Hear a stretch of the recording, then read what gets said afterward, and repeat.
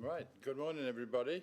Thanks for your attendance coming to sunny Chesterfield on this autumn afternoon here at the East Midlands County Combined Authority Overview and Scrutiny meeting on the 25th of September.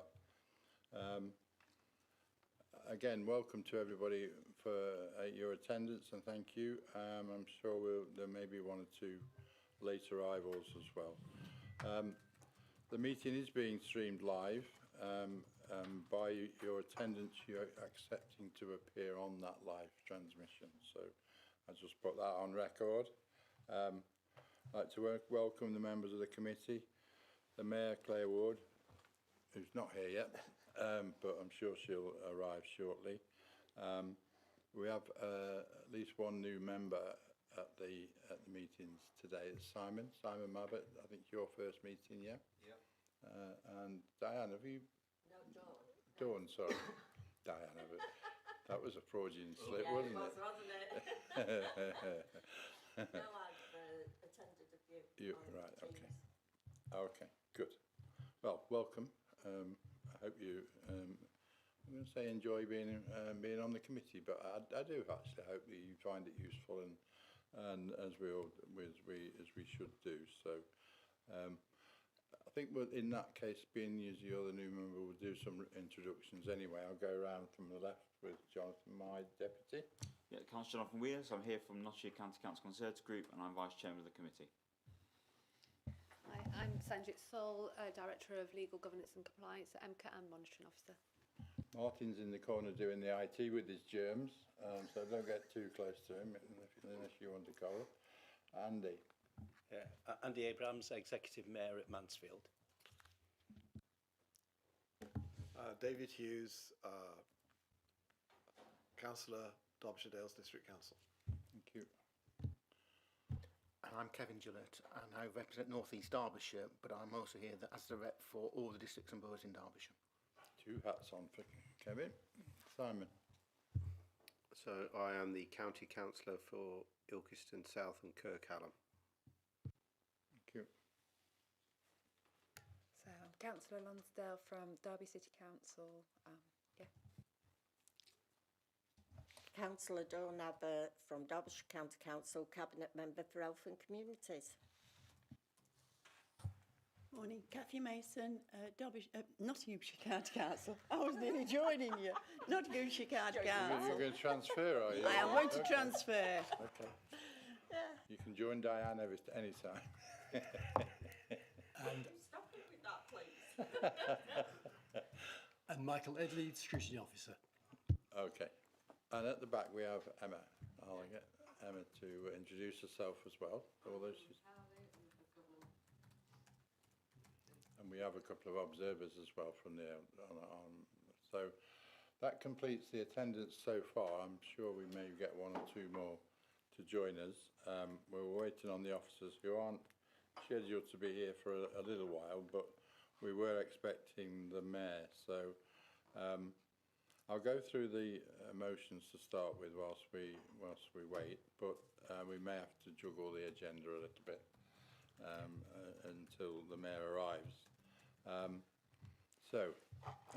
Item 2 is apologies for absence. Just Councillor Brennan and her substitute, Councillor Verdi. Okay, thank you. Declarations of interest. Any declarations of interest on the content of the reports? I'll take that as a no. Thank you. Right. Obviously, we are live on the broadcast. Members of the public are eligible to attend the meetings of the Overview and Scrutiny Board, and they may submit questions. And we've not today. For today's date, we've actually not received any questions from members of the public for this meeting. Now, your timing could not have been more impeccable, because I'm going from item 4 to item 5, which is your question time, effectively. Minutes. Oh, yeah, sorry, I missed one. We do have to deal with the minutes of the last meeting, which are attached to the reports. Any questions, or can we accept them as read? Councillor Abrams. Yeah, I'd like to point out, I don't think all the questions were actually included in a record of the minutes of the meeting. It's particularly around the questions when we were talking about local local trains as part of, we had quite a discussion on, we were talking about bus services, and I did ask a specific question for a clarification that local train transport was part of the considerations of the transport plan when we were discussing that, and that's not recorded, and I didn't get a response to that question. Okay, obviously, and we'll talk about it when we come to the work programme and the plan. The transport plan is definitely scheduled in there, but I'll go back over the video. I'll get apologies. Michael to go through it again and clarify what it was the question was, and we'll get you an answer. Yeah, the point is around questions and answers and any actions going forward as a result of those questions. So that's why I raised it. Yeah, and I think that is going to be addressed when we discuss our forward plan, if you like, the mechanism for recording questions and answers, and the follow-up from those as well. So we'll probably address that later on as well. Welcome to Councillor Gardner. All right. Did you want to just introduce yourself for the record and before we get started with the Mayor's questions? Yeah, good morning committee. My name's Sam Gardner. I'm a councillor for Bull Forest Ward in Nottingham and a delegate from Nottingham City Council. Super. Right, I think we're in a position to move on then to item 5, which is our long-awaited and welcomed question and answer session with yourself. Did you want to just maybe introduce yourself a little to the members of the committee, but say a little bit about your role and possibly what the hot topics are? Is it by way of introduction? Okay, well, thank you very much. And is that it on? Yes. Okay. Thank you very much, and thank you for the opportunity to appear here and to say that I know it's been a difficult process getting to this point, but hopefully, as the diaries settle down, things will become a little easier. And I'm not afraid in any way of the importance of the scrutiny that takes place, both from members of the public, but also from local authorities and partners through this process. And I think that is an important part of how the Mayor must remain accountable, but also it's an important part of how we share what we're actually doing within the authority, and myself in the role, not just as a directly elected Mayor, but also as Chair of the Combined Authority. As you'll be aware, this has been an interesting, just over a year period of time in establishing the Combined Authority. When I walked through the door in May 2024 into the offices in Chesterfield, there were around about 20 interim staff at that point for the Combined Authority. Nothing else really in place apart from some very basic parts of the agreement that had been formed with the 4 constituent councils. And therefore, in the time that has taken place between May 24 and now, much of the work has been about growing the organisation, creating the capacity to do the job that we are here to do as a combined authority, to be in the position to receive the funding from government in that devolution that's so important to this region, and be in a position to actually do something with it. So we are now in a position where we've got some of the governance work that has been created over that time, our committees, including this one, the engagement with our partners, the establishment of our full and permanent team, the employing chief executive and the senior team, and of course our important statutory officers as well. And I think the latest figure is between permanent staff and still some interims as we move towards permanent staff. We've got just over 200 people now working for the authority, and we will have many, many more over coming months and years. And one of the places that will come from is in relation to the transport responsibilities. We are currently moving towards the legal date of taking responsibility for public transport and the creation of a new transport authority. That's taking 4 transport authorities that currently exist within the region, 4 transport plans, lots of different contracts and lots of partnerships, and bringing that together over a period of time to create an East Midlands Transport Authority, and making sure that people in our region can actually see a difference as a result of that in due course with better services. So many of us, all of us, I hope, sitting around this table or in people watching, will have already seen not just the advantage of having a mayor and a combined authority in terms of the additional funding that's come into this region as a result of that, or indeed the work that we're able to do in bringing together our partners and our local authorities, but we'll see the potential of what we can achieve if we work together. For far too long, this is a region that's been underinvested in. We only need to look at the previous transport settlements to see how challenging it remains because of that lack of investment into our infrastructure and into transport across the region. But it's not the only place where that has taken place. I saw some of the Arts Council funding in the last week or so, and I think the London sits at the very top at something like £54 per head of population. Understandable, big, our capital city. But the next place in regional terms, I think, was West Yorkshire and the North East, and they were at about £34 per head of population, and the English average is £27, and we're sitting at about £17. So we've got a lot of work to do to make sure that this region and our populations, that we serve them in getting what they rightfully deserve. I'm very happy to take questions, and I just want to say finally that I believe that being mayor is a very different relationship with this region than politics in general. And I came back into politics after a considerable period, half of my working life, of not being in it, because I wanted to do things differently, and because I recognised that the mayoral model that's been created and is now being invested in by this government with new powers and new funding coming, gives us an opportunity to put place first.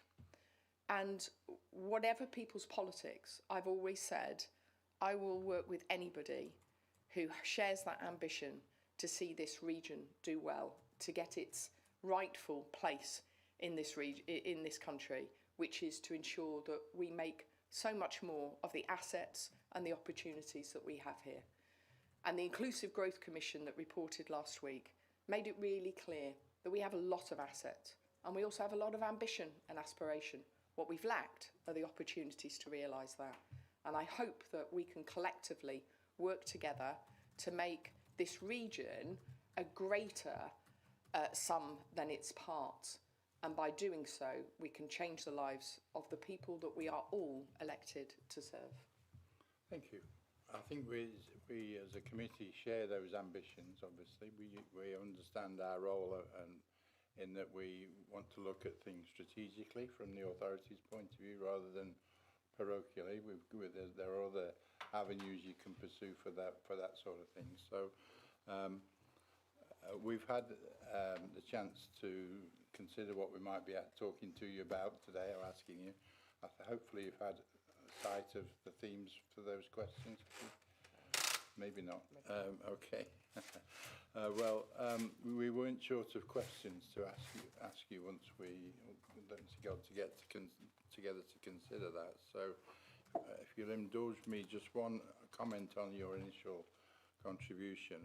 I absolutely understand that setup is is long and hard and quickly developing. But and I also understand the difficulties of recruiting permanent staff. But the balance between permanent staff and interim staff is important on many fronts, just to get the commitment and continuity of officers, but not least the cost incurred. So maybe your thoughts on that for starters? So we are inevitably interims cost more than a permanent staff, and it's important that we are in that process of moving away. And I'd say that from the use of interim staff, we will still need to be able to buy in particular aspects of work and expertise as we grow. And we've also got to remember that with new combined authorities being established, 2 new ones just this year, more coming on stream next year, that we are in a competitive market to get people with the level of expertise that we need into this region. And, you know, we shouldn't also, I think, forget that some of the challenges that we have in recruitment are, again, back to the challenges that we have in this region, the underinvestment in a range of places, the challenges of the housing costs has meant often that you are recruiting, you're attempting to recruit people, but you are competing in that public sector market with other big cities around us. So clearly we are very conscious of all of those different factors, but I don't want to be spending any more money than we have to on additional costs in interims, because ultimately that's money that we can spend in delivering direct change to our citizens. Okay, obviously we have a new chief executive a full-time new chief executive in place. Well, unfortunately we haven't met yet, but I'm sure she'll commit to engaging with us as a scrutiny board, which we would welcome. We've got some lines of inquiry questions-wise, and we've tried to structure it. So the first one we've got in mind is in relation to public transport and effectively your readiness for taking on this function next year. Who posed that question? Councillor Gillett, yeah. Good morning, Mayor. Your opening comments are actually really helpful in terms of the question I was going to ask, because you've explained the difficulty you've got in starting from scratch and almost running just to keep up as powers and resources are coming to you, and none more so when it comes to public transport, which you're taking over by next March, I think it is. And yet, certainly it's true of all of us, but those of us who represent rural communities know how important it is, and I've been in communication with you about a problem I've got, and I don't want to talk about that individual problem, but there's a huge principle coming out of that. Certainly in Derbyshire, the County Council is using your taking over of those powers as a reason for not acting and saying we can't do it now because you're taking over. So it's important, and the community is looking to you so that in effect on day one you're ready to go, but those of us who now the system works knows that you probably won't be ready to go on day one. So it's understanding what you are doing and what you think you can do and how long it will take you to be up and ready to actually deal with some of these big issues that are having huge impacts on many of the communities in Derbyshire. So we do get the public transport network, and particularly the bus network, that we want. Thank you. So you're absolutely right. It's a big task, and it's not comparable with many other areas. So when you think about Manchester or West Midlands or Sheffield, South Yorkshire combined authorities, they effectively were built on the back of existing long-standing passenger transport authorities. So we're in a very different place, having to bring all of those together at this stage. And I think there's 2 things. There's a longer term, what do people want from their transport system? Again, because we're not like a normal city, you know, not everybody goes into Nottingham and back out again. Not everybody goes into Derby and back out again. In fact, if you live in this area or around Chesterfield or North Derbyshire or North Nottinghamshire, you're probably more likely to commute over the border into neighbouring combined authorities, into Manchester or into Sheffield. So we have to be thinking about what the priorities are for people. So in the next couple of months before the end of the year, we expect to be launching the public consultation on the Mayor's Transport Plan. And that will be the high-level principles. Where do we want to be able to focus our attention? Because we can't do everything at once. So there will be an opportunity for more engagement from the public, but also from the local authorities on that as well. But you're also right that as we take over those things in April, end of March, beginning of April, legally, there's also a lot of work to be done in terms of moving contracts over, moving staff over, thinking about the different levels of responsibility.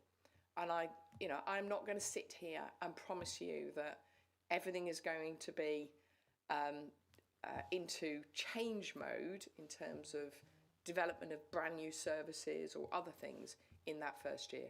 I think what we've got to understand is how we make sure that nothing drops off, first of all. That's the stability point first.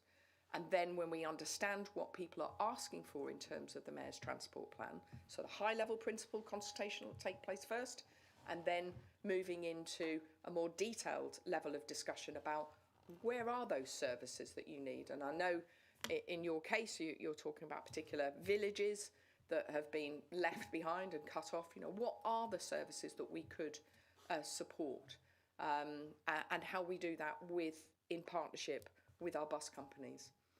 So yes, I'm not going to say it's all going to be improved overnight, but my first priority is to make sure that things are not worse as we start to take over. And obviously, Derbyshire County Council, as others who are currently passenger transport authorities, have responsibility for doing things. They do need to consult with us because we have that role at the moment, but it doesn't stop them doing things. Did you want to come back on that, Kevin?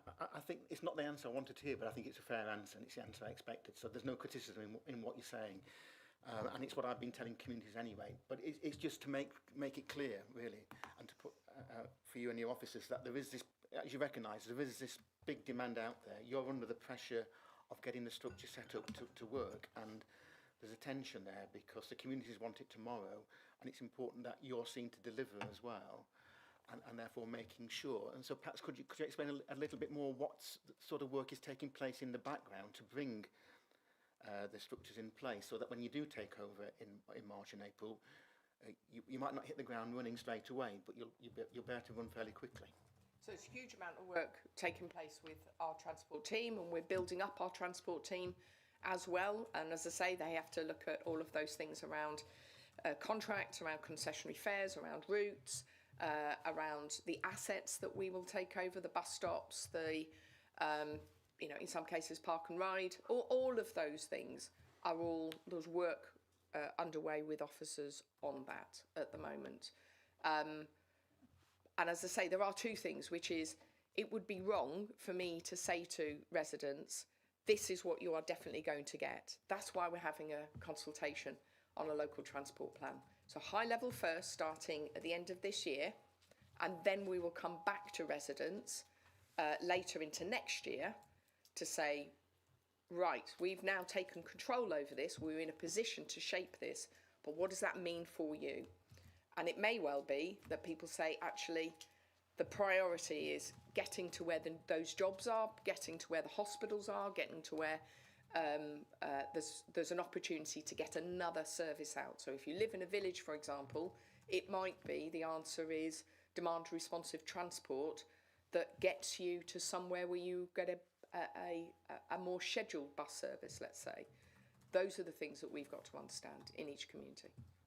And so I think the key at this stage is to get that message out there to communities that a consultation is going to take place, and get your ideas and your demands, as it were, and your wants and your needs into that consultation.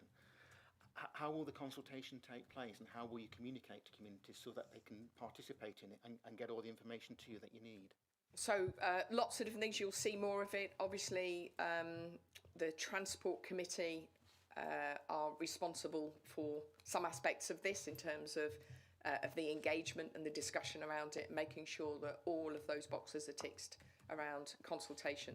But for example, I have just come from a meeting with Stagecoach, And one of the asks I've just made of them as we think about the consultation is, can you make sure that you're covering this as one of the partners and that you're promoting this to passengers so that they know that they can be involved and be consulted?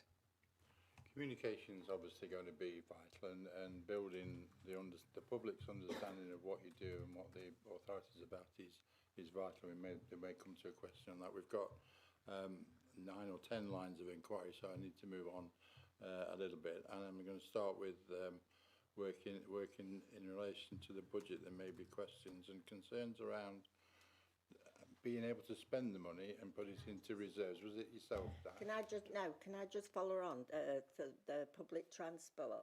I would Quickly, just like if you don't to mind, say, Dawn, because we've got these other agenda items yeah, to get. it's only a quick one. I would just like to say that Derbyshire County Council is not sat back. I've been having discussions with Stagecoach about the rural bus services, and I'm just waiting for a meeting with the bus services about the rural. So we're not just sat back waiting for EMCCA to take over. We are actually participating and trying to get these buses sorted out for the rural communities. But it is a fight. It is. I'm not going to lie, it's a fight. But I am keeping going. And it needs to be done now rather than once the transport plans because established. no offence, but you know, it could take a year. But when EMCCA, we're there now trying to get these bus stops sorted, so all the communities have got the LED ones, the LED ones, instead of the old-fashioned ones, getting bus services, because I represent Staveley, and my villagers, their buses stop at 6:30 at night. So if you're a young person, you can't afford your insurance in a car, how are you going to get to work? Absolutely. But buses are one of the strands that are important, but actually, Mayor, that's just reminded me of another point I was going to make to you on that is that you've described the build-up of the team. I absolutely agree that it needs to be done by consultation, and accept it's going to take some while. But is there a danger of a hiatus in terms of highways projects and schemes and delivering LTP priorities that the other authorities already had, whereby we don't spend the money, and this is one of the questions in the budget, is that we're not able to spend the money, it has to go into reserves, and we don't start to deliver as quickly as we should. So I think there's a mix of different issues in that. So first of all, in the current financial for the year, we have ensured that our constituent councils have had much of that funding, because we recognise that in this year they're in a better position around the transport to utilise that, and they've set out a number of priorities to us that we have been willing to support. And effectively they're having to bid to you for the transport funding, is that They're right? not bidding. There is an allocation, but they are advising us of where their priority spends are. Okay. And I think that is a pragmatic and sensible position to be in, which is, rather than us holding on to that money and saying we will try to get it out to utilise it, we are recognising that as we've needed to build the teams, the constituent councils are in a position to utilise that. So that's one aspect. And the second is, in terms of reserves, obviously it's important for us to build up some of those reserves, but equally we are aware that some funding, again, because once we get into a position where we've got the capability and the capacity, that money will be earmarked for other things in future. Okay. So we'll move on to the budget aspect. Did somebody wanted to pose a question on the budget and the use of reserves or building reserves? It was myself, Chair. And so thank you, Mayor, for that one. So just building on the point from the Chair there, was around the councils who are going to come to you with the schemes there. What public accountability would be for councils who perhaps aren't coming forward to spend that money? So my concern is some of the councils who are not bringing those schemes forward to you, and that's not being delivered, and the blame might come to EMCCA, it might get lost in the mire, so to speak. So how will the residents know that their councils perhaps are letting them down by not coming forward with schemes and to be delivered? I think all the constituent councils have. So you're confident they've gone for all the funding so far, they've come forward all the plans, you're confident at the moment that's in place. There's no council sort of letting down, so to speak, not come forward to say to you about where they want the funding to be. Well, I think all the constituent councils have come forward with a series of opportunities that they want to see investment in. So if there is something that you think is missing, then I'm sure the team would be very happy to hear about it. No, thank you. We may be oversubscribed by the time it's Well, done. exactly. I mean, there's always more asked than there's funding for. But as far as I'm aware, we have seen a number of schemes that money has been allocated to. So another line of inquiry in relation to the budget is around the Freeport. Somebody wanted to mention the Freeport? Yeah, Councillor Brendan's not here, but I know the strand of her question, Chair, if you want me to ask it. So how does the Mayor see the new relationship with the East Midlands Freeport developing as EMCCA becomes the accountable body and attempts to create a more strategic relationship between EMCCA growth strategy and the Freeport ambitions? So I think what we see this is an opportunity to enhance the partnerships and the assets and the voice of this region. Clearly, the Freeport is not coterminous with the East Midlands Combined Authority, but both government and indeed local discussions indicate that it would be advantageous to have some leadership into that by the Combined Authority, by the Mayor, and have that as the accountable body. And those discussions are ongoing at the moment. But I would say that when you look at the assets that we have in this region, the Freeport is one part of it. Our investment zones marry up very well to aspects of the Freeport as well. And when we are particularly talking about foreign investment or external opportunities, it's right that we should do that collectively and collaboratively and have a partnership on that. So it's not my intention to be seen to take over in the Freeport. It is still an independent structure, but the accountable body will allow us to be part of that and to align the ambitions of the Freeport and its membership with the ambitions of the Combined Authority. Thank you. Okay. So we're going to get opportunity to scrutinise the budget on a couple of occasions in the not too distant future. So I'm going to move on with a question in relation to the Community Development Fund. Who was that? Came up with that? Obviously somebody who's not here at the moment, but I think the question in relation to the Community Development Fund was... Oh, sorry, Andy. Well, it wasn't my question, but... If you want to... Well, if you've got something that was already tabled, you take that. Well, let me say what I was going to say about what I know of the line of inquiry, is that there was a question around the level of the Community Fund and particularly the mechanism for allocating the funds for that and how that was done, and has it been done in an inclusive way? Did you want to add to that, Andy? And I'll listen to Mayor's answer first, and then if there's something to add, I will. Okay. So I was really clear in my manifesto that I wanted to create a community development fund. But secondly, that I didn't want it to be just as other places are, which is simply a pot of money that everyone can bid into that provides a short-term bit of revenue relief or capital relief that doesn't really change those communities fundamentally. So what we've done is we've utilised a £3 million pot by selecting 10 areas within that across the region. There are 2 in each city and 3 in each county, and that's been done in consultation with our constituent councils as well.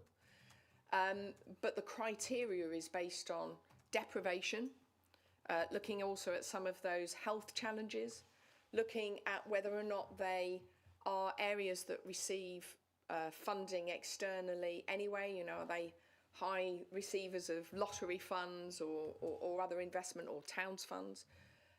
but also what their level of social kind of fabric is in terms of that connection in the community. And what we've identified by these 10 areas is that many of these are places which have been kind of left behind, that they haven't got that opportunity to build a social community fabric, that social capital in them. And so receiving a pot of money of anything between £200,000 and £300,000 into communities that range between populations of 2,500, I think is the smallest one. Gamesley, I think, is the smallest. To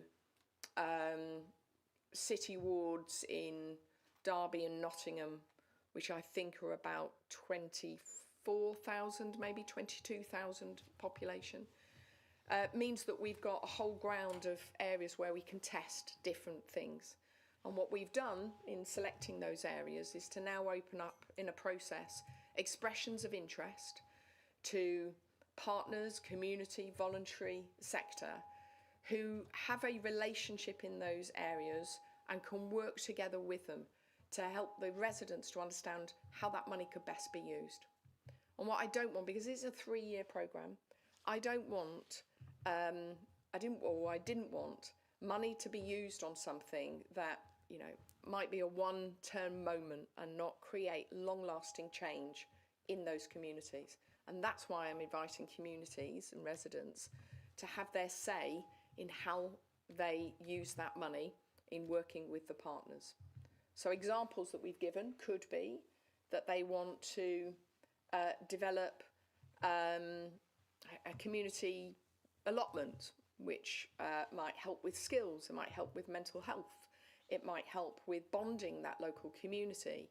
It may also help with healthy living and the development of cookery skills for some of the young people. So it could be a loneliness project. There's a whole range of different things. It's not for me to tell those communities what would be best for them. It's for the communities to say how they want to use that. I think we would all welcome the development of a community development fund, but from the committee's perspective, I think what this point was, or what we'd like to see, is what you can do to help us receive details of the potential allocations for us to scrutinise when they come out, because before they come out or before they're actually announced, so that we can have some input into your thought processes about what communities are going to benefit from the fund and how the decisions have been taken, because we didn't have that in relation to this fund, and we've had members who weren't aware that the community, I know there was publicity, but it wasn't, not every community knew that there was an opportunity there in terms of bidding. Can I just say, it's not a bidding process. Right. It has never been a bidding process of community. And in fact, in the papers in the board, when we agreed on the principles of this, that was very clear that this wasn't an open bidding. And precisely for the reasons that I don't want to do it as an open bidding for communities is the reason why I wouldn't do it as an open bidding across the region. Because the administration of that and the impact of that would be significantly would be heavy-ended and diluted in terms of what we can achieve. I think if we can see in these 10 projects threads about how we deliver services, how we change things, how we engage community, these are lessons that not only will be good for those 10 communities, but will help us perhaps if we then think about a second wave of the Community Development Fund. But in terms of openness and transparency, it would be advantageous to understand the mechanism, because there probably could have been 100 projects that you could support. So how has the decision been taken to allocate the funding to those particular? So as I said at the beginning, based on deprivations, looking at health, a range of kind of health indicators, looking at the levels of kind of social fabric and community engagement and voluntary support and various other factors. And I'm sure that criteria can be made available to the committee. Right, so it worked out okay in that there were 2 in Nottingham, 2 in Derby, and 3 in each of the counties that met those criteria. No, they would have been met across all of them, but the reality is that we needed to distribute across the region. I could have found probably those 10 in each of our cities. I'm sure there was no... but that would not have been, I think, acceptable to other members of the combined authority, and neither would it be acceptable to me, which is that if we're going to do this, we need to understand that there are different needs. If you live in a rural community, those are very different aspects from what the city might need. And so it's important to me that we have a fair distribution across this region. And I will never allow any charge that I always focus on the cities. And I'm very clear that the way in which I will seek to distribute and to try to do things to understand the benefits across this region is to be fair across the region. And equally, I'm sure you take the appropriate measures to ensure there's no political consideration in terms of the allocation of this type of funding. There is no political. In fact, let me just take you through the 10 areas. Obviously, you know, if you think about our political makeup these days, there are 22 constituencies. 20 of those are Labour, 1 is Conservative and 1 is Reform. If you think about the counties, they are 2 counties controlled by Reform. But within those, many of those are the districts or borough councils are Labour or independent led. So we have and our cities are Labour controlled. So we have a really complicated political map, I think. But of the 10 areas, as I say, 2 in each of the cities, which I think stacks very well against the deprivation levels that we can show you. And then across the other areas, one of those is in, one of the 10 is in a Reform constituency, which is also an independent-led council. And 3 of them in each county are in counties that are Reform-led. So I'm not really sure how anybody could accuse me of being politically biased in that at all. I think what we're suggesting is an awareness on your part on those, and that's clearly the case. I'm very aware, and I will be led by data, and the data suggests that those were the top. Okay, Andy, did you want to follow up before we move on? I have sent a detailed email about this. That's why I was following this line. Yeah, but I've obviously my position, UK SPF, Shared Prosperity Fund, we have to have a very transparent and robust system to be accountable for where we put the funding. So it's a similar thing for the community fund. So first of all, it's great. I've actually got, we've got something in Warsaw, but the reason I've sort of asked these questions, it's about, number one, maybe the timing. Because as I go out and about, I'm not looking for people's opinion on things. They offer me their opinion, as they do you. And it was like, well, I didn't know where that was coming from. This was from chief execs about the announcement. The reference to the process as via the constituent authorities. I did a little bit of what was the route via the constituent authority? And it was very tenuous. I couldn't seem to get an answer. They said, eventually, we mentioned this via public health or something. So it refers back to the process part of it, that that needs to be more transparent so you can understand. More open and more transparent. More open and transparent. I think, Andy, you've managed to secure a meeting to follow this up as a direct line of inquiry from your and so what I would say is it comes back to we want to learn from the process so that going forward we can understand it better and we can communicate it better in our forum and for around the county. So I'd say it's being able to see where that knowledge and expertise on the ground comes through into the process, so we can see that transparency. I think we've made a point on that one. I think the point's made. And the only thing I would say to you is, I could have distributed money several times over, because there is a greater level of demand than there is the fund to do that. And what I want to see is some progress on these 10 areas that will allow us to understand how we can best distribute funding to other areas in the future. Councillor Goody, you wanted to follow up on this line? You actually began to answer the question I was going to ask, because I'm less worried about the ones you select, because whatever you select, there will a lot more will say why them rather than them, and that's just the nature of demand versus the resources you've got. It is understanding How you will judge success, because it seems to be that these 10 are going to be pilots that you hope to learn lessons from, I think is what you've really said. And what analysis you're going to do, and perhaps that's what needs to be fed back to us so that we can understand that as well, and then help scrutinise what you're doing to try and get outcomes, because a lot of those areas, those of us who've been around for a number of years, they've been on past schemes that have tried to do this as well, and yet you're having to do the same again because it's not succeeded in the way that we've all hoped.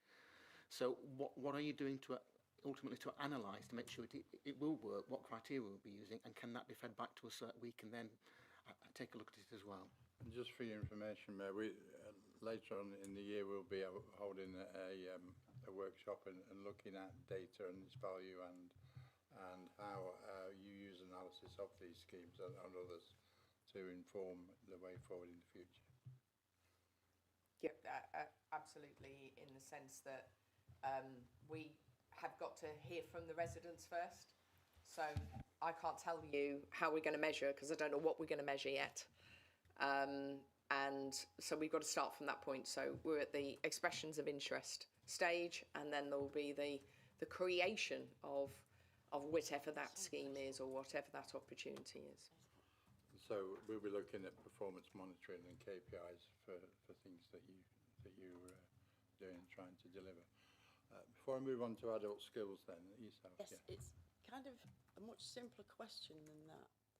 What have you got in place for if an area doesn't, and we're looking at worst case scenario, doesn't take up the amount of fund? Because they haven't got, I don't know, community groups already set up or organisations to put forward the interest within that area.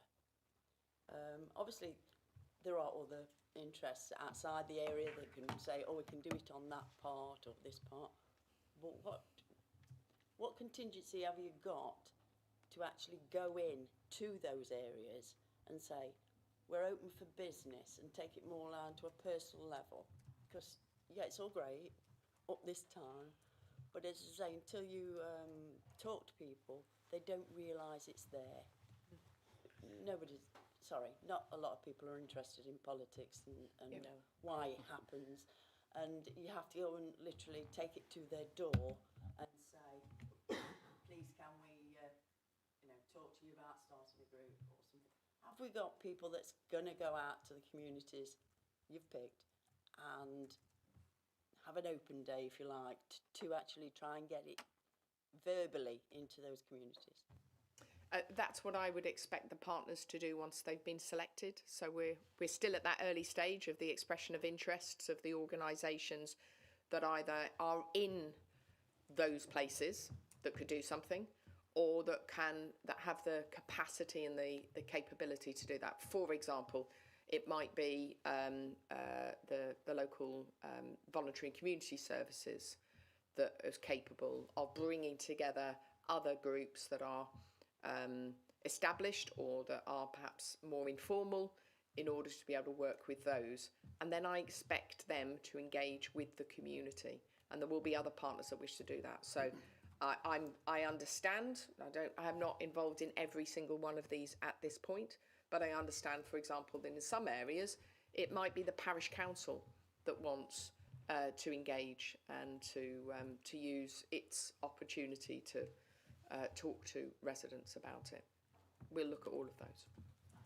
Okay, I'm going to move the line of inquiry on to adult skills, and there's a query in relation to adult skills. Yes, Emily. Thank you, Chair. So the question essentially asks, how are you making sure that all adults are being able to access skills building activities? I mean, you talked earlier about how people, you're finding it difficult to get the appropriate skills for our staff. So how are we making sure that across the combined authority that we're making sure we're reaching all the hard to reach areas and groups within that?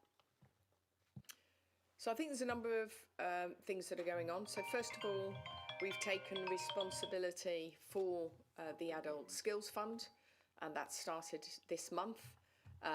So that's the devolved funding of over £50 million, which has come from government and has allowed us to be able to build those networks, and all of that is available, I'm sure, and the Employment Skills Committee have been working through keeping a very close eye on the progress of that. The second thing I would say is that we have other schemes that we are working on, engaging with young people, particularly on skills. So that's things like the Youth Trailblazer Guarantee. We've got £5 million allocated over the next year to this scheme from government, and we're piloting that in the 4 constituent councils in their areas with different types of things. So some of them are tackling working with the local health services around mental health for young people and getting young people into either employment, education or training. So it's a very much a targeted piece of work on the needs that we have in our region.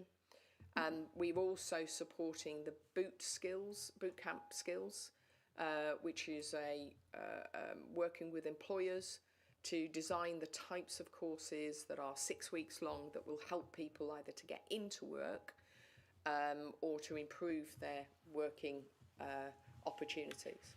So those are the things that are immediate at the moment.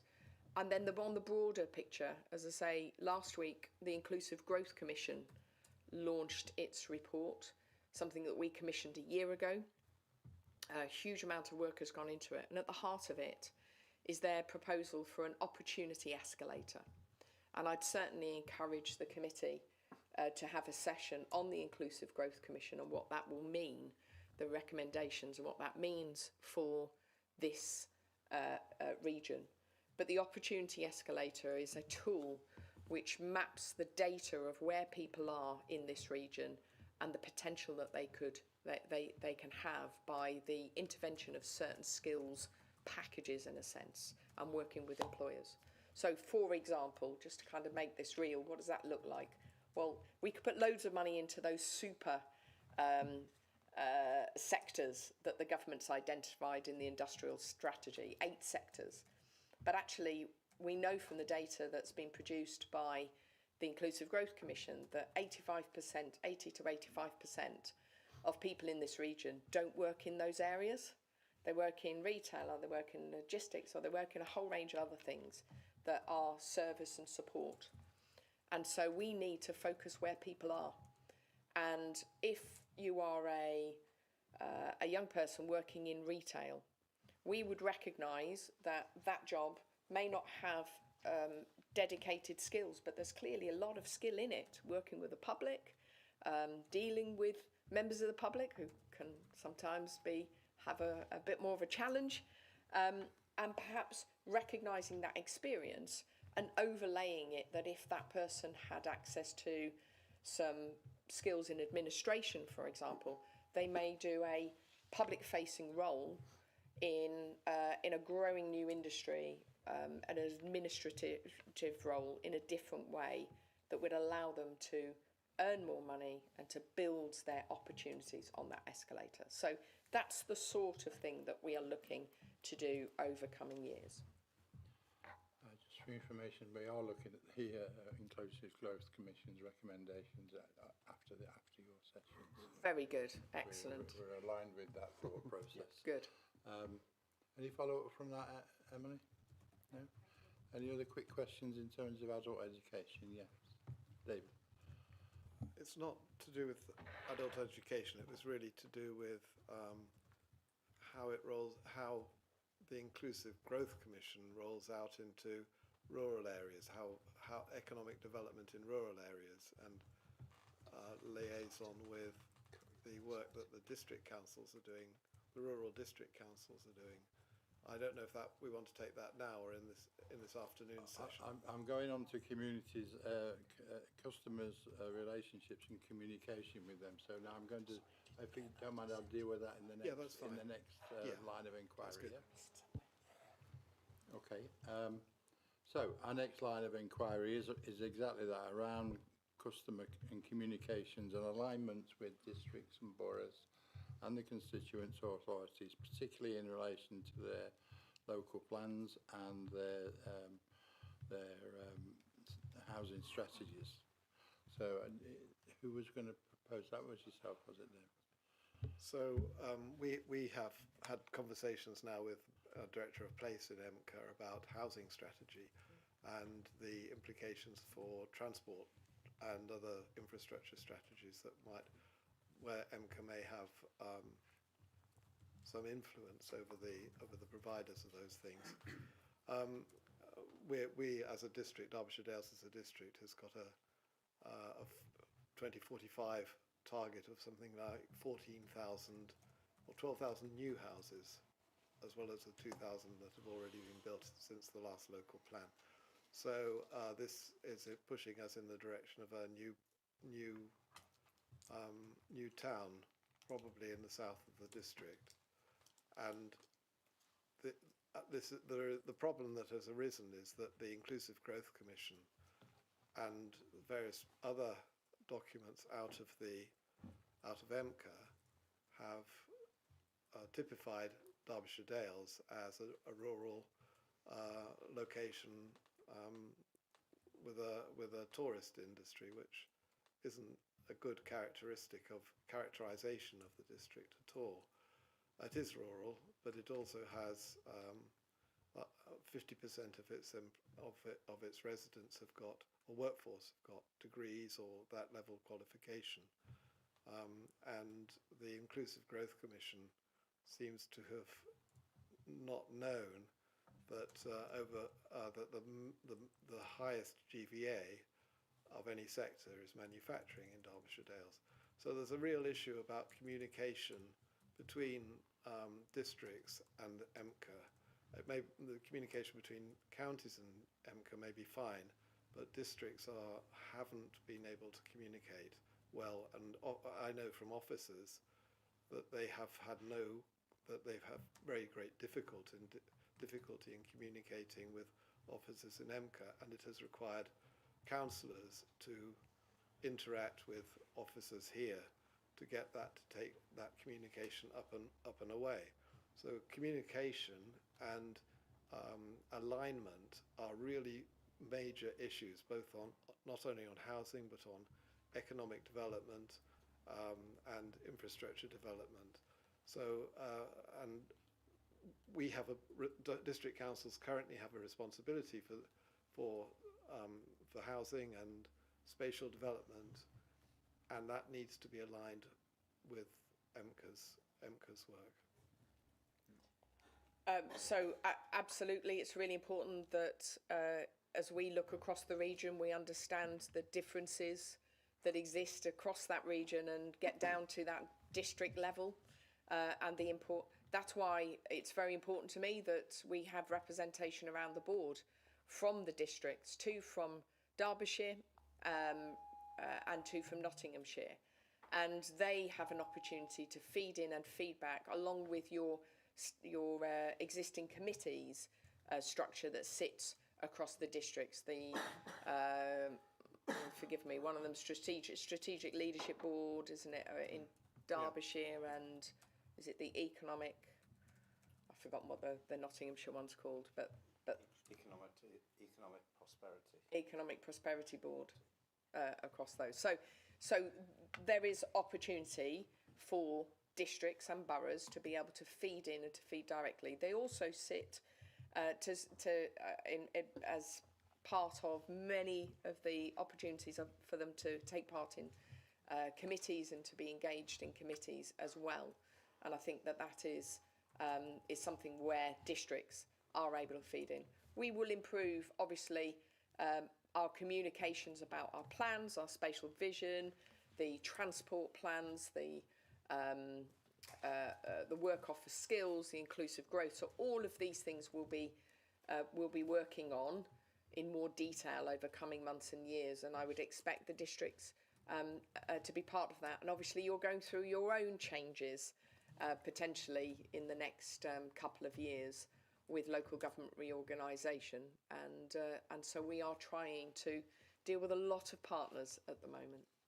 Understood, but I think in terms of the district representation, it's limited, and people like ourselves have to are here to represent all the districts rather than just ourselves, and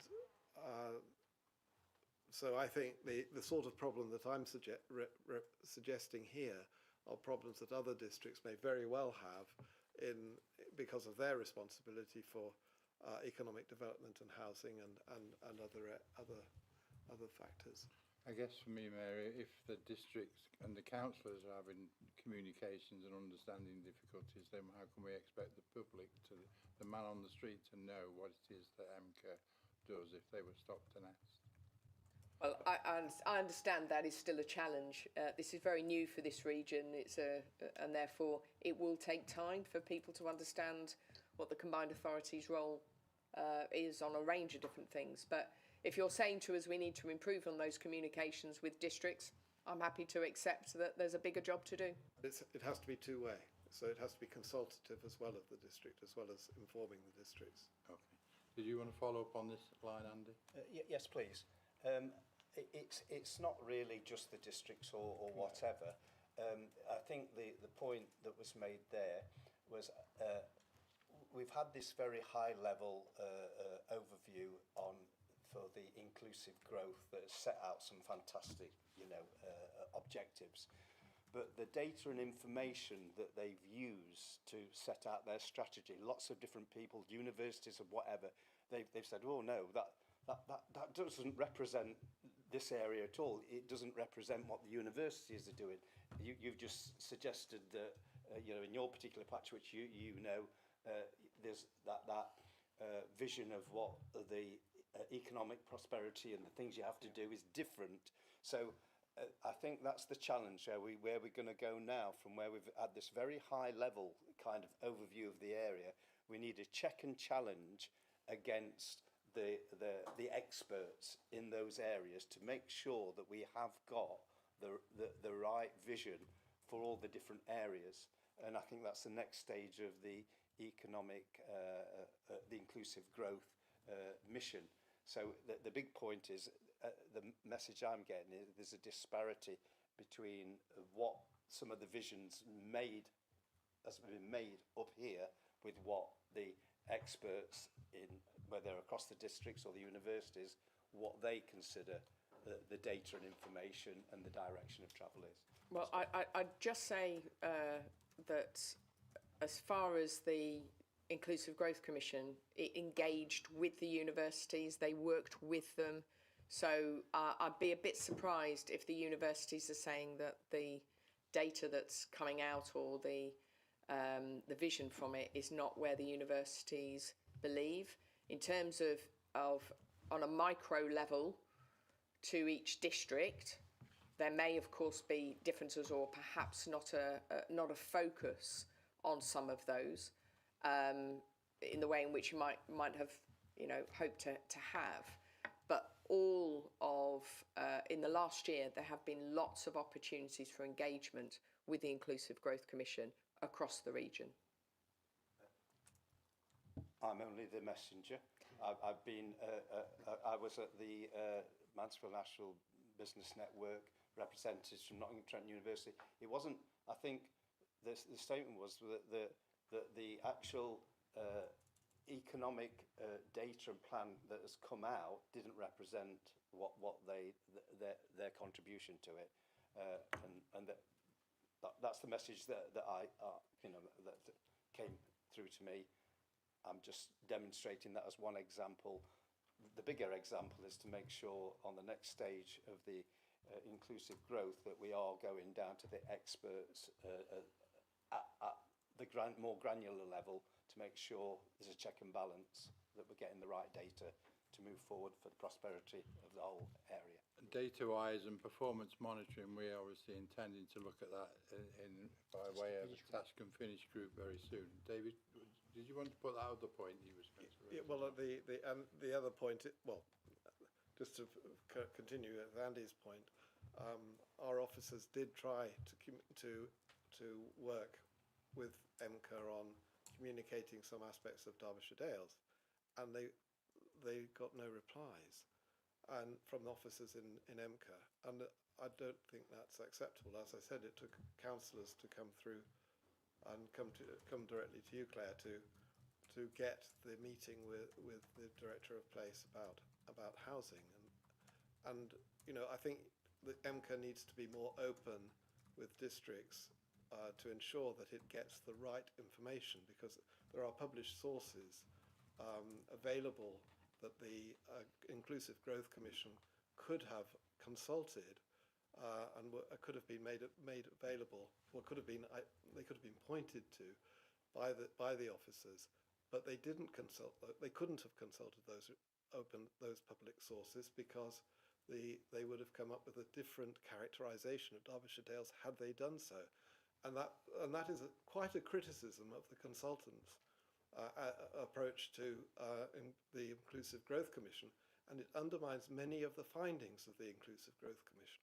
I would point out that the North East Regional Authority has a rural development fund of £8 million.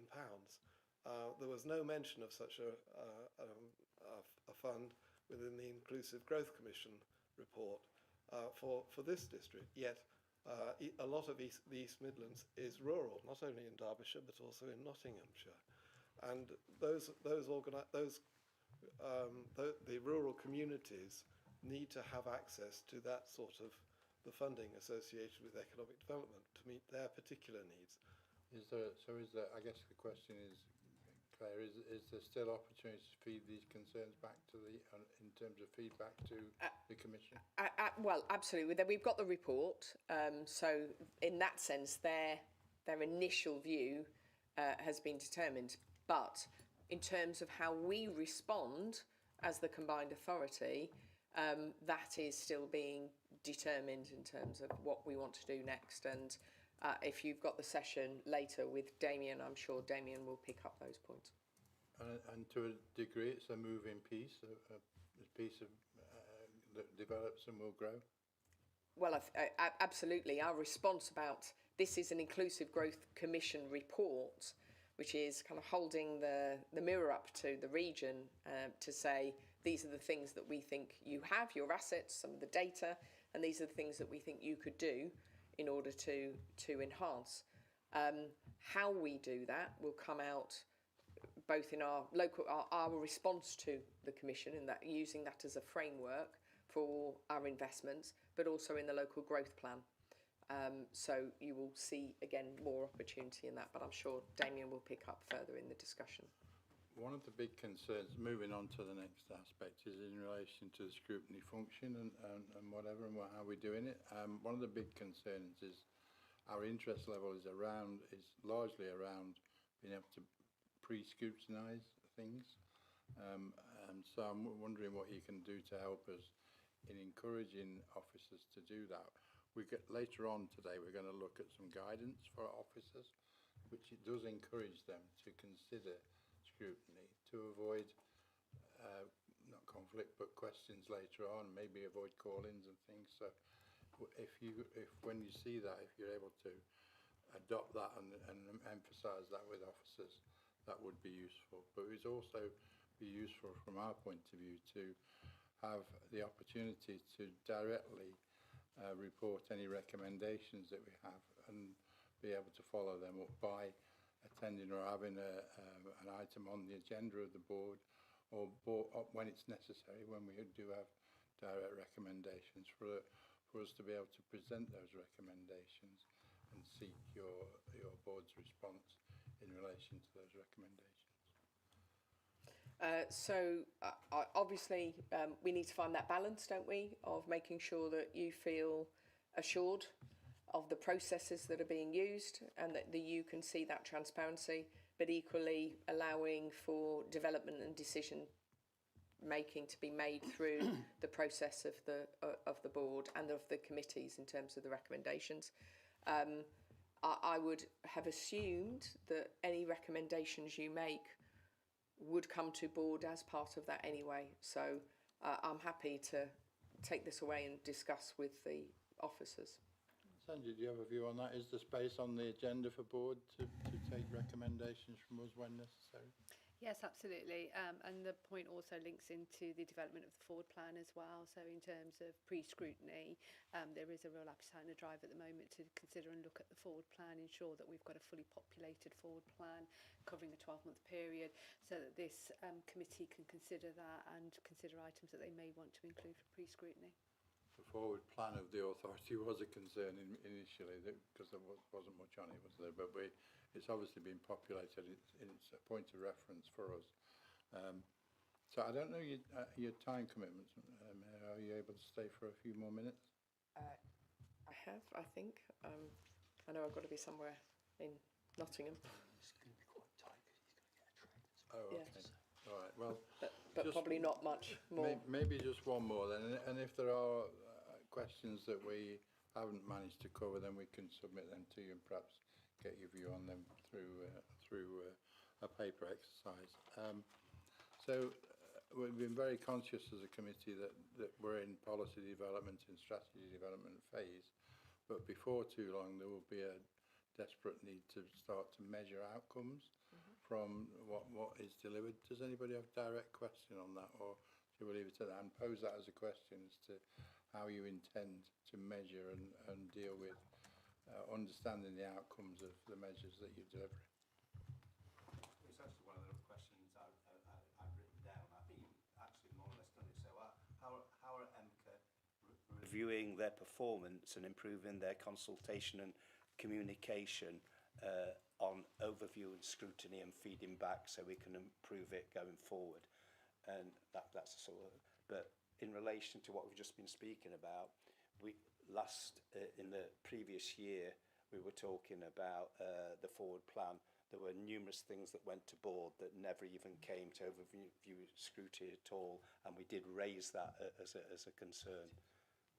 So I think, Andy, we've talked about this before. We can't possibly scrutinise everything that the administration does, but if we can see it in a forward plan and understand it, and we want to scrutinise it, then we'll get the information we need. Yeah, I'm not saying we scrutinise everything. I'm saying major things came to board in the previous year that didn't even come to scrutiny at all. Yes. So we've got to learn from that. Well, maybe that's maybe for us to identify those issues that we want to scrutinise. Any thoughts on that, Mayor?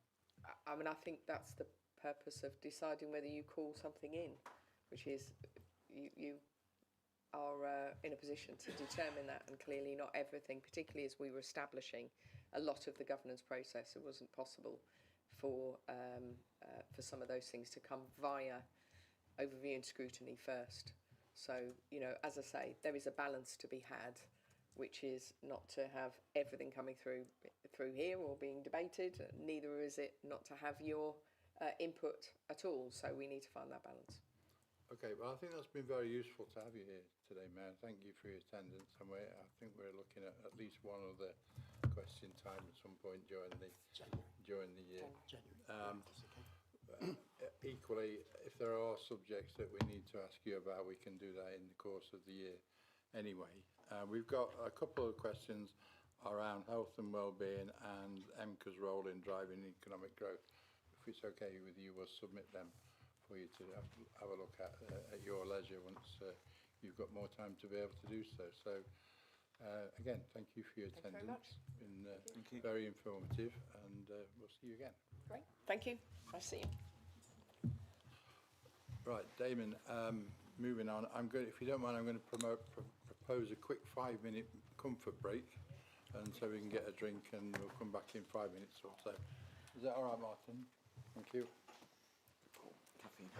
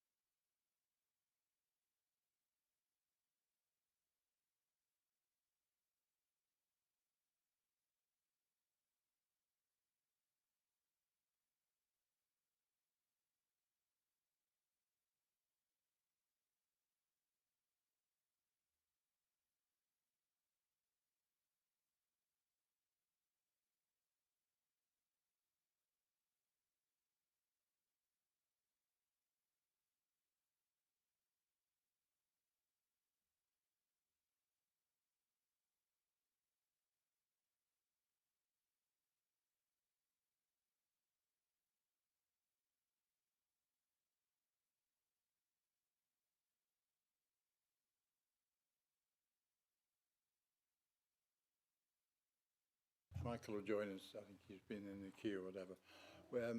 Thank you for that. We need to crack on if we meet so we can try and meet our deadline. We've got Damien Dacey here today to present to us. Michael will be back shortly, I'm sure. Damien, are you ready to just lead us through what it is you're going to talk to us about today? I mean, absolutely happy to be led by the committee's lines of inquiry on the Inclusive Growth Framework. Okay. Yes, Jonathan. Yeah, thank you, Chair. So obviously, thanks for bringing the report forward. So I suppose for me, looking at all the aims and objective, I don't think anyone could disagree. And look, that's fantastic where you want to be by 2040. For me, as under this committee, it's how we can measure that and make sure that, and you said we'll be on track to deliver those. We don't just want to get to 2039, then any of us who are still here, or I have to be sat in front of you and go, well, have you delivered this yet? And you go, well, no, someone's going to etc. It's about how we can measure this every year now and see that you're on track, because the ambitions are great and where you want to be at, but obviously not all that can be delivered overnight, and all that can be delivered in 1 year, 2 years, 3 years. So for me, I'd like to see a bit more specific target for each year, how you're going to build toward that target, so that we can be confident that you are, and EMCCA is on track to deliver in line with the ambitions you've set out. Thank you. Thank you. Perhaps a little bit about the 6 ambitions, if you like. Sure. So I'm really happy to do that. So I hope that the paper which sets out the missions, the core missions, and the 6 ambitions which underpin those are helpful. Exactly as you say, Councillor Wheeler, they are lofty, high-level, long-term ambitions, which in the true spirit of sort of taking a missions-based approach is as the committee will know, is sort of the point, because they are supposed to paint that, you choose your metaphor, your North Star, your flag on the hill, whatever it is, and everybody then looks up to it and says, how can I contribute as a collective, as a partnership, as a system to the achievement of that? So it's a slightly different way to thinking about strategic planning, which your question alludes to, which is to say, where are we now, where do we want to get to, how do we measure that, and how do we track it over time, if you see what I mean. So part of the point of it is to take a slightly different approach. Having said that, the committee has got those missions set out in its paper. We are currently going through the process in advance of would really welcome your feedback on those. We are also going through the process of defining what the outcomes need to be, which will demonstrate the achievement of those missions, if that makes sense. So we haven't jumped straight away to outputs. A particular project will deliver X, Y, or Z. What we're looking at is that space of trying to deliver improvement over time, and indeed over the long term. So purely, for example, the growth and opportunity mission may be defined by productivity growth, changes in real wages, regional business turnover, more people into work. Just drawing on some generalised examples of some of the thinking that we are going through, with our partners, to try to define the outcomes which underpin it. So the final thing I would say is that when the framework document in full is completed, it would not just have those missions in there, it will also have 2 other things. Under each mission, it will define a series of, what does good look like? What is the outcome that we want to see that will tell us we are making some improvement with respect to this mission? And then the other thing that we want to do within the framework document itself is to articulate, well, what are some of the activities that will then drive that outcome improvement? So we are sort of trying to take a bit of the kind of approach that you're saying, Councillor Wheeler, which is to say, this is not just a lofty mission, we have no idea how we're going to achieve it. What the board has asked us to do is say, well, what are the missions, and indeed, how are we probably going to get there? So I hope that helps. Further work on that is happening, so this is a good time for the committee to engage with it. No, it absolutely does, and it's good to know that's in train. And if I may, Chairman, just one more for obviously give way to the rest of the committee, is building on the conversation we just had around housing. Looking at your ambition then, number 5.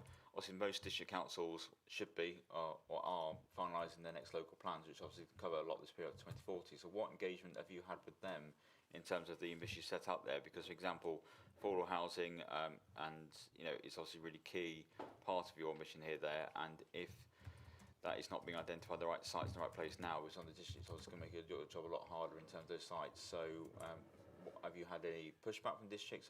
What's engagement been like so far? Yeah, so I'm really happy to say on this particular process, which is around missions development, missions articulation, there has been so for example, in Derby a few months ago, we held, basically a sort of biannual leaders summit. So all of the district and borough council leaders were represented at that, and the draft of these missions was tabled and discussed and debated, along with the question, as your first point alluded to, which is how we're going to measure output and what actually is going to turn the dial on these things. So look, there has been engagement more generally. Consultation on development of the framework has been, as you would expect. The board, then the decision makers around the board are the constituent councils, so we engage heavily with the constituent councils, wider partners, the Growth Commission itself, which, to your previous questions with the Mayor, as it says when in its report, has had hundreds and hundreds of engagements. 3 of the commissioners have lived, work and grown up in the region, and so I think it'd be hard to say that the Commission don't understand the region itself. Obviously, what they have to come together to do is paint a particular picture given the exam question that they've been set. So we've drawn as much as we can on the data, on the insights that the Commission as an arm's length body has given us. And we are currently going through some process of further engagement in advance of the framework being taken to the board, particularly with those wider public sector organisations, so health, police, fire. There's conversations this week, there's more tomorrow. We've had some engagement with our business advisory board, etc. So the final thing I would just say about the framework, and perhaps the paper doesn't bring this out, but that I hope that the product itself will, is that the framework is intended to provide the board with a way of expressing its collective ambition for the future of the region, but it's also not, that's not a sort of full stop. The point of it is to say, here are submissions, this is an invitation to collaborate, and on these things, these things are not done overnight. No one bit of our very complex system can deliver it in isolation. We all have resources, and we need to align them around a common set of goals if we actually want to change the path of the region economically, socially, and various other ways. So I hope that helps, but I guess I wouldn't want the Scrutiny Committee to think that this framework document, when it goes to board, is like a sort of firm and final, this is our complete plan. The point of it is to say, here is some shared ambition, and how can we all work together as a complex system to try to achieve these things. And our understanding is that goes to the board on the 13th of October. That's so correct. Any further consultations with partners has got to happen before that. And as you say, it's not a line drawn in the sand. The Commission doesn't go away. What happens in terms of the Commission's work from after the 13th of October? Yeah, so the Commission is a arm's length. So that it was set up by at the request of the board, but it is an arm's length body. It is supported, and it was supported underneath with a partner, which is the RSA. But the RSA isn't the Commission. The Commission is the Commission. So it's a temporary body that was set up to consider a set of questions and give its findings, which it's now done. It is now then for the region, for our regional system, for the board, for to make a plan and adopt what parts of it we need to do. Yeah, that's how I would consider it. And so this framework document that the Scrutiny Committee is considering today is a first, if you like, response really to that. And there's plenty of examples I could draw out about what's the flow through from the Commission into this framework, and indeed the local growth plan, which is going to go alongside it. Okay. David. Thank you. Thank you very much for coming today. I've done a large number of these sort of studies across the world, and in many of them, before any result goes to a board, the results are put out for consultation to make sure that there aren't any rough edges that can be smoothed out through consultation. And this one doesn't seem to have gone out to consultation. And there are a number of stakeholders here. The county councils are stakeholders, the district councils are stakeholders. There will be chambers of commerce or equivalents around the district. I know there are in Derbyshire who might want to have some input into this because of their on-the-ground knowledge.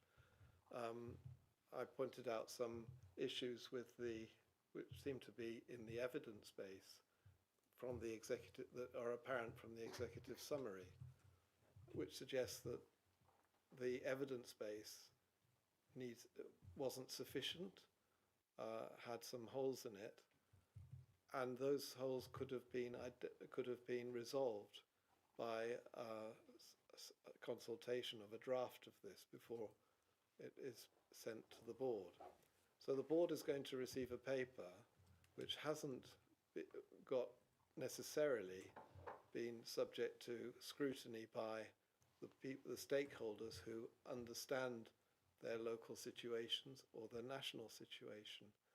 I feel this is a hole in the process that you have adopted in taking this report, and I would have expected the consultants to have undertaken that consultation with a draft of the report before it was published in this form on the internet. Okay, I think from the presentation at the board on Monday, the consultants would probably say they feel they have consulted the partners sufficiently, but did you want to respond, Damon? Yeah, I mean, I think by the consultants, I think you're talking about the commission. Yes. Yeah. Okay. But they are. I mean, that's a grand word for consultants. But they're not just consultants. It's a temporary body with the terms of reference published and supported by the Royal Society of Arts and Commerce. So it's the commission that publishes recommendations. I just want to be clear, we're talking about the same thing. Yeah. So yeah. Andy. Yeah, I think what we're talking about, you talked about the guiding star, for what we're all going to follow, and our kind of job as part of the scrutiny is the process where we can ensure, when we look at the scrutiny protocol, we can see the thread of where the consultation has gone. And so we're saying, we've consulted with the constituent authorities, and they may have speak to somebody else. But the general feedback I've found is that they're going, well, I didn't get that opportunity, or maybe, and so I think we are at a critical stage about ensuring, because it's us to look at the process where we can see that flow, because if the litmus test at the end of the day is whether it's local residents or the local council or the university or the business, don't say the direction of travel that we're following represents what they feel it is on the ground, we're not moving in the right direction. So it's the process that we need to, and it's not like we need to be part of the whole process, but for overview and scrutiny, you might want to say, at this occasion, I'll dip into it at this point and see whether it's working. And then another time, you dip in. And that's what we're looking to achieve on other subjects in the plan. In this case, I think if there's a sense of, in terms of maybe a recommendation or action, is to ensure that this isn't a line in the sand, and that the authority will continue to consult on the ambitions and the missions that they're looking at. Did you want to come in, Sam? Just let me bring Sam in first. He's not. Thanks, Chair. I just wanted to kind of touch upon the report and the ambition. So the report looks ahead to 2040, and in those targeted ambitions, it sets out the growth, the opportunity, green skills, connected communities, health, well-being, and all that good stuff. And generally, it is good for the areas that it's looked at. But if we take a step back, and if we look back the last 20, 40 or 60 years, and we see what's affected our region, and then look at how we can future-proof our region and how we can protect it from history basically repeating itself. My reflection is, when I was going through the mission statement and those targeted ambitions, is that there's no explicit reference in the framework to economic resilience, which I know when comparing and contrasting with other authorities that they do have that as a theme of economic resilience. So a focus not just on growth, but the resilience against economic shocks. So you can look back in the last couple of decades, we've had COVID, there's war, economic downturns like the financial crash in 2008, and we could have that as included within one of the ambitions in the 6 ambitions, and from that we can include policies around diversification of the local economies and draw into policies around incentives for companies exploring new sectors, international and emerging sectors and stuff like that. So I guess my question is, you've got a great document here and it's a good starting point. You've got the vision and the 6 ambitious targets, but how do we as a perhaps a scrutiny committee look into trying to make suggestions, and at what stage does that come in where we might want to say, actually, have you thought about one of the biggest things that affects our region over the last couple of decades is economic resilience, and how do we future-proof ourselves going into the next couple of decades? Is that covered within the framework, Damon? Well, yes and no, I think. So it's a really good point. You know, all parts of the country have struggled off the back of, you know, having to deal with the changing economic circumstances around Brexit, and then of course we've had COVID.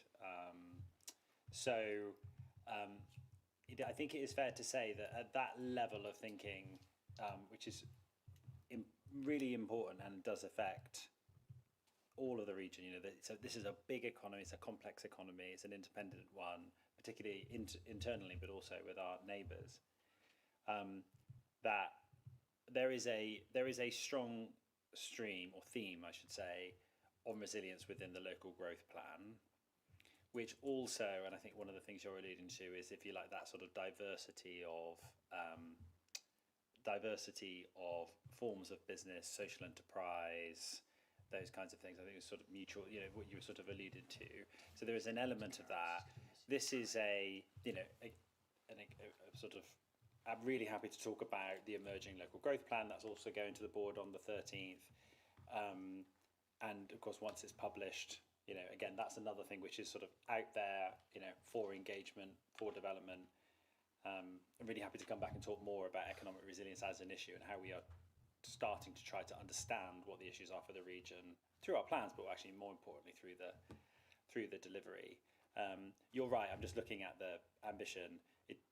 It doesn't specifically say talk about economic resilience, and that's for various reasons. You know, trying to be relatively concise, trying to say lots of things in a small document, that kind of thing. So, but I think I know the local growth plan.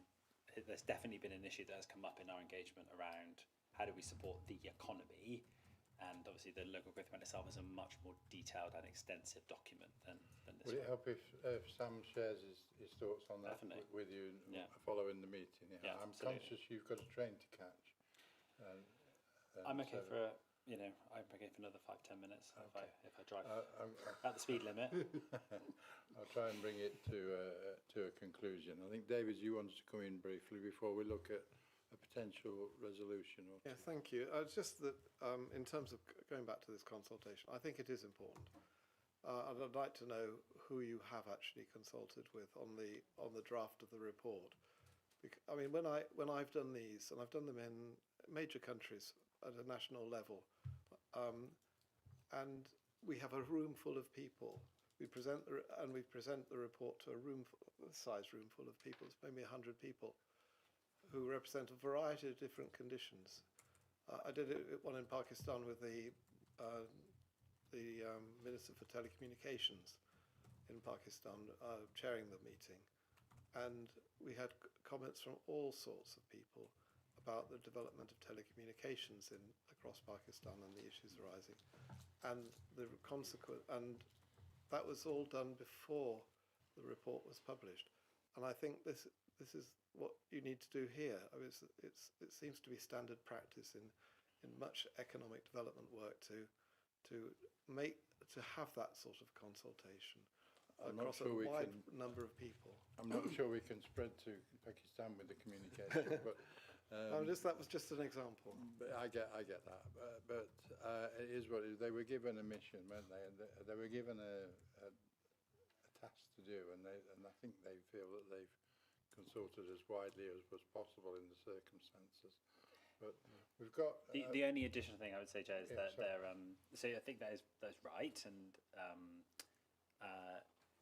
I I think what the Commission would say is that the interim findings, which is largely the evidence base upon which the final report is grounded, was published in the spring. And the purpose of that was to say, here's what we think we found so far. We're going to continue to develop this evidence base, but the key thing we're going to be doing now is what then does the region do about this evidence base? So most of the work since the spring over the summer has been then the recommendations. So what, if you like? But the point about engagement on the evidence base, I think the Commission would probably point to the publication of the interim report some months ago.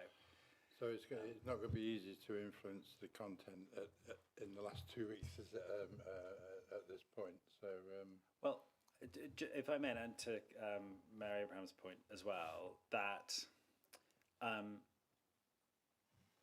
the way that personally I sometimes think about this is that, as you say, the Commission it's done some work to set some recommendations on what inclusive growth means for the region. It's tried to define what inclusive growth means. It's set out 5 key steps to delivering it, and there's some helpful hooks in there about what the problems and the opportunities are. And that really is then for the region, for the mayor, for the board, for the region to pick up and say, what are we then going to do about it? So this framework document, which is that sort of high-level objectives, is obviously one thing. Going back to Councillor Wheeler's point, that's not the sort of detailed planning. But of course, if you were to take the local growth plan itself, the local growth plan is a more detailed plan to deliver growth, deal with some of the challenges we see in the economy around transport and housing and skills and investment, and that itself is based on an evidence base which is formed by the Commission but is then augmented from it. And I think the same would be precisely the same case if we were doing, as and when we get to strategic planning. The evidence base evolves over time, so the Commission itself is a moment in time. It sets a bit of a direction, but it's not the end of the story in terms of all policy agreed by the board will now be based on the Inclusive Growth Commission's evidence-based recommendations. Obviously, as you would know, like reports that you've referred to, it doesn't work like that. It then informs and shapes what happens next, and then you build on it. So I think the opportunity for this Scrutiny Committee's work to help inform and shape policy and strategy and investment decisions that are taken by the board will of course continue. And I think, so I hope that helps. Okay, so I'm sure it was designed as a check and balance to see that we were setting off on the right foot, really. But there are clearly, as you point out, some gaps that we can work on. We've got one recommendation, I think, coming forward. Do you want to just go through that, Michael? Yeah, I've just tried to capture really what your concerns are, and we can make a formal recommendation to the board for the 13th. And I'm proposing the following words: is they recommend that following the 13th, there is a proactive invitation to local authorities and other partners to respond to the report, and to be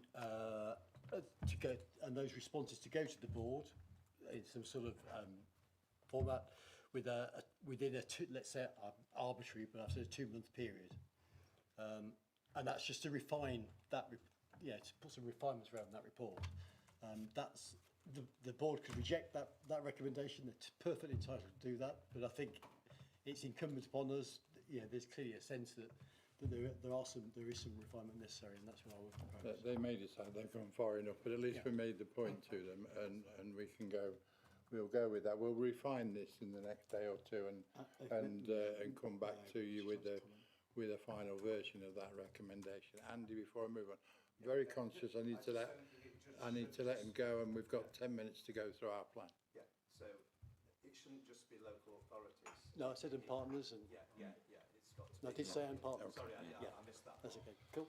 Damon, thank you ever so much for your attendance. We'll let you fly, and we'll forward this recommendation once it's refined. Is that okay?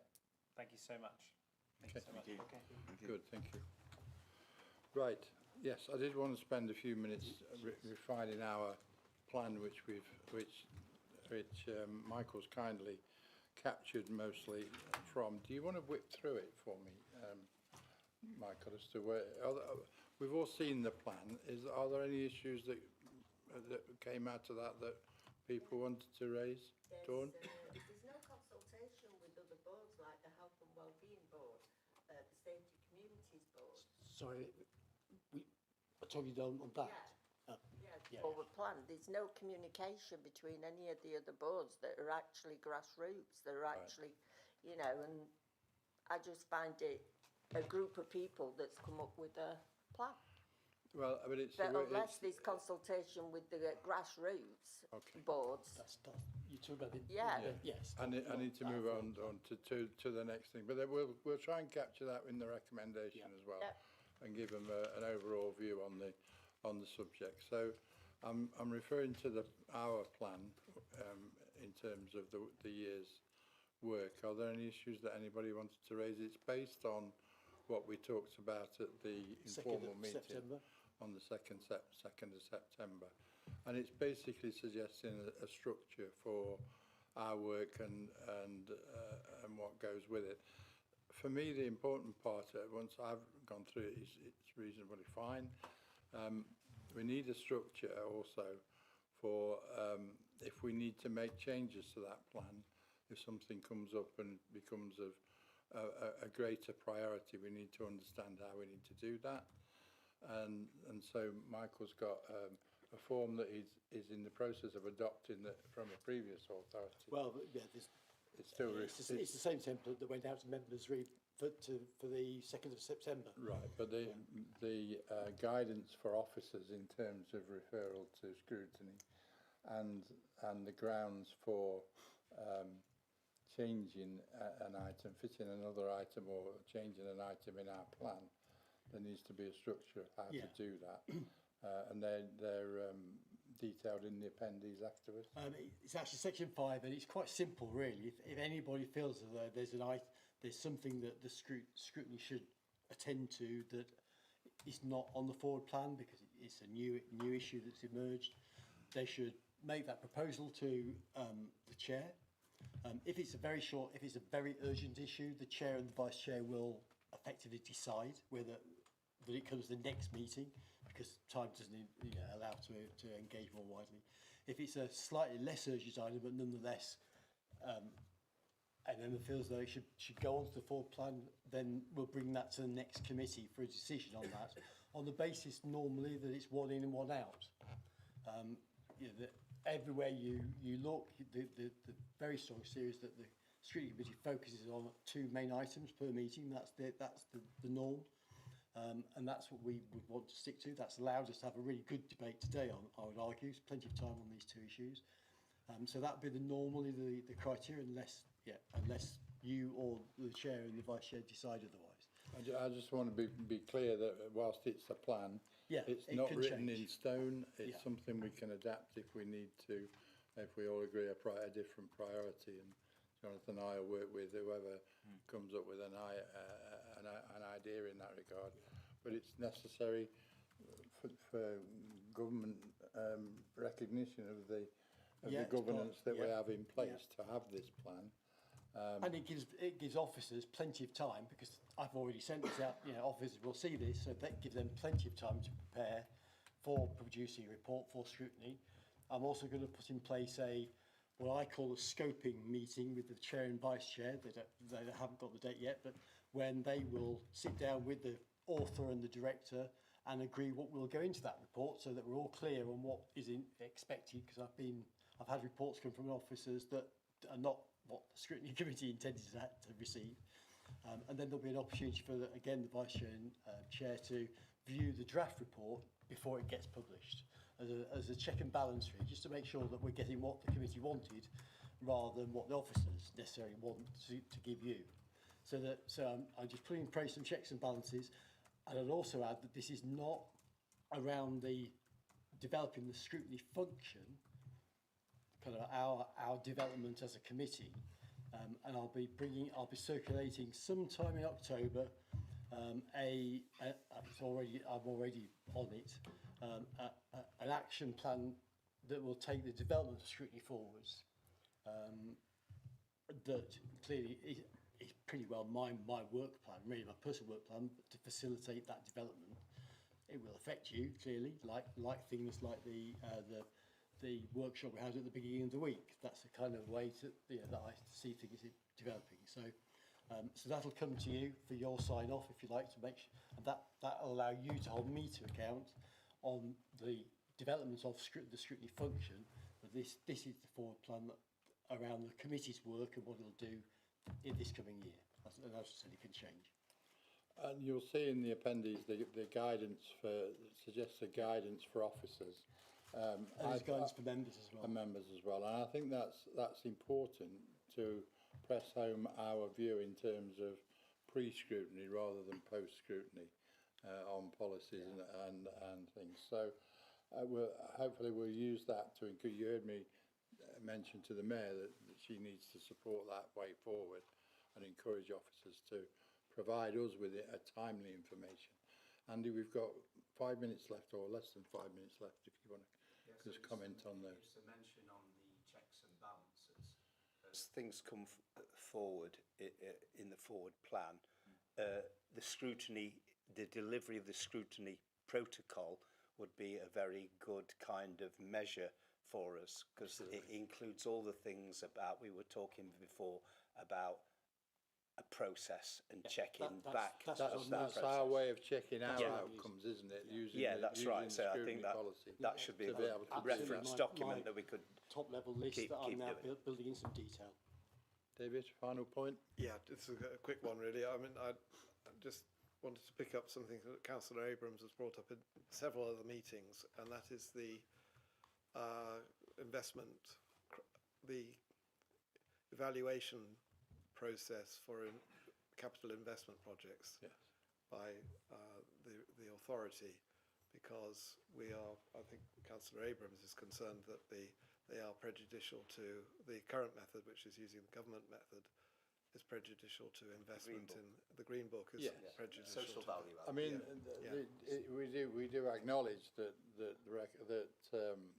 the Green Book will be considered in those decisions. The Green Book is also under review. I don't know if you're aware of that, but it is going to change. So that, and I understand, to address some social value, It's all about openness and transparency, that isn't it?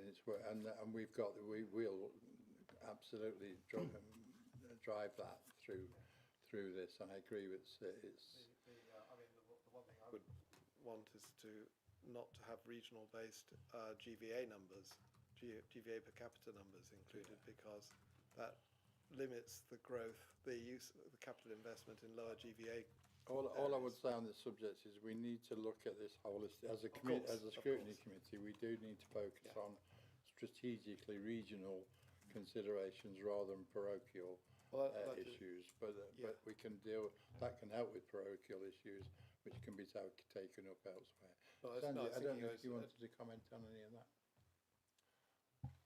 No, thank you, Chair. I just think it's important that these things are raised and considered and discussed as this meeting evolves and as we mature. So I think it's a helpful conversation, something definitely we can take forward. Okay, well, I think that's... Sorry. Very quickly, I've proposed 3 training sessions that we wouldn't hold within our briefings, that kind of thing. I just need a steer on when would be generally a good time of the day, and what are there any no days or good days to do that? There's probably I'm not going to get a unified answer, but yeah, would Monday sort of at the back end of the day, is that my best option? No. So when I happen to look personally, I'd have to ask my PA. My diary is completely full. Okay.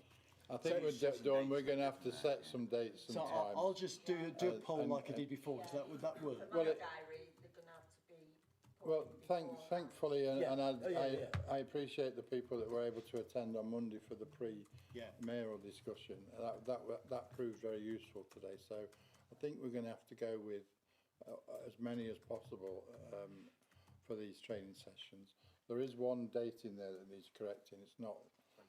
It's not next year. I'm a bit ahead of myself there. But yeah, is that okay? Yes, I'll circulate some options for each of those training sessions early next week. These training sessions were identified through the skills audit that we did earlier this year. So I think it's important we do these, or as many of us can do as many of them as possible, just to upskill ourselves in relation to how we deal with scrutiny generally. Right. Thank you. Thank you very much. Thanks, everybody. We'll see you next... November the 20th. November the 20th. Okay. Very good. Thank you very much. Thank you, Martin.